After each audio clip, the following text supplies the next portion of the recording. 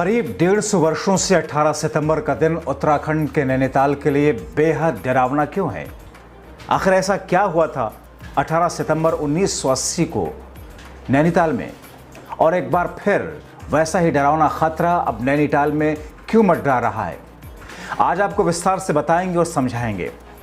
बहुत स्वागत है आप सभी का। आप देख रहे हैं उत्तराखंड न्यूज़। उत्तराखंड का नैनीताल अपनी खूबसूरती के लिए जाना जाता है, लेकिन सरोवर नगरी हमेशा से ऐसी नहीं थी। ब्रिटिश काल में 18 सितंबर 1880 का दिन नैनीताल के इतिहास के सबसे दर्दनाक दिनों में से एक है, जिसे नैनीताल की पूरी तस्वीर ही जिसने बदल दी। दरअसल साल 1880 में हुए भूस्खलन में 43 ब्रिटिश नागरिकों समेत 151 लोगों की जिंदगियां खत्म हो गई थीं।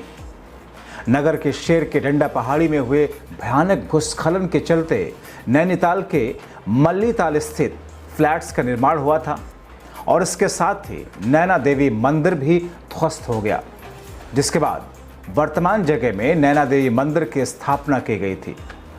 सरोवर नगरी नैनीताल की जो खोज 1841 में एक ब्रिटिश शराब व्यापारी पीटर बैरन ने की, जिसके बाद में नैनीताल का नगरीकरण प्रारंभ हुआ।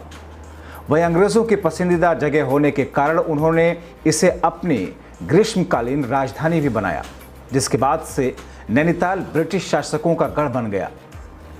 तभी अचानक 18 सितंबर 1880 का दिन आता है। 18 सितंबर 1880 को नैनीताल के शेर का डंडा पहाड़ी में एक बड़ा भूस्खलन हुआ, जिसके बाद में मल्लीताल फ्लैट्स का निर्माण उस मलबे में हुआ। इस जगह पर भूस्खलन से पहले नैनी झील हुआ करती थी। इस भूस्खलन के बाद झील का क्षेत्रफल भी कम हो गया। दरअसल भूस्खलन के बाद में ड्रेनेज सिस्टम को मजबूत किया गया। नैनीताल निवासी डीएसबी कॉलेज के प्रोफेसर ललित तिवारी जो बताते हैं, उसके मुताबिक 1880 में विनाशकारी भूस्खलन के बाद में ब्रिटिश शासकों ने नैनीताल को दोबारा से सहेजा। इसके लिए नैनीताल के ड्रेनेज सिस्टम पर विशेष ध्यान दिया गया। इस दौरान नैनीताल के कमज़ोर पहाड़ियों को भूस्खलन से रोकने के लिए अंग्रेज़ों ने करीब 64 छोटे बड़े नालों का निर्माण कराया, जिसकी लंबाई करीब 6500 फीट थी। इन्हीं नालों की वजह से सरोवर नगरी नैनीताल की पहाड़ियों का ड्रेनेज सिस्टम मजबूत और बेहतर किया गया। इन नालों को नैनीताल के धामनियाँ भी कही जाती हैं। इनकी वजह से बरसात में नैनीताल के कई पहाड़ सुरक्षित रहते हैं, और इसके साथ ही झील में पानी का जो स्तर है वो स्तर बना रहता है। मगर अब फिर से नैनीताल में बड़े भूस्खलन का खतरा मंडरा रहा है। बताया जाता है कि लोगों ने नालों पर ही मकान बना दिए, इसलिए एक बार फिर ऐसे ही खतरे मंडरा रहे हैं।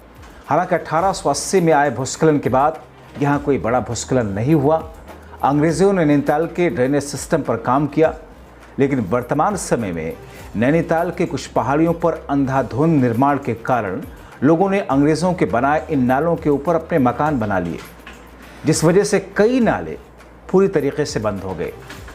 नैनीताल में आए दिन हो रहे भूस्खलन की घटनाएं नैनीताल के अस्तित्व पर खतरे के तरीके से देखी जा रही हैं, लेकिन जिस अंदाज में लोगों ने जिस बेख्याली के साथ में धड़ल्ले से वहाँ पर निर्माण शुरू कराया, वो दर्शाता है कि शासन और प्रशासन की बेपरवाही, एजेंसियों की गफलत और लापरवाही के कारण ये सारी की सारी चीज़ें जो वहाँ पर हुई हैं, अब कहीं ना कहीं लोगों के लिए एक बड़ा ख़तरा पैदा करती हुई दिखाई दे रही हैं।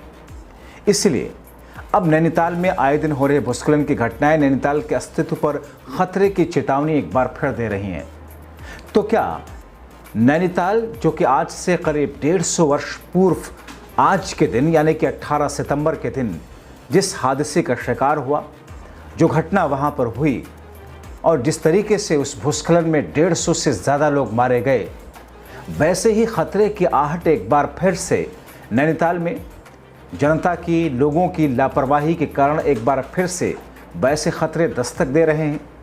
और अगर ऐसी स्थिति है तो फिर जो एजेंसियां हैं, जो महकमे हैं, जिनकी जिम्मेदारी है, जो विभाग हैं, वो खामोश तमाशाई क्यों बैठे हैं? क्योंकि माना ही जा रहा है जब ऐसा कोई ख़तरा आएगा तो उसमें बिना किसी फ़र्क के हर कोई उसका शिकार बनेगा।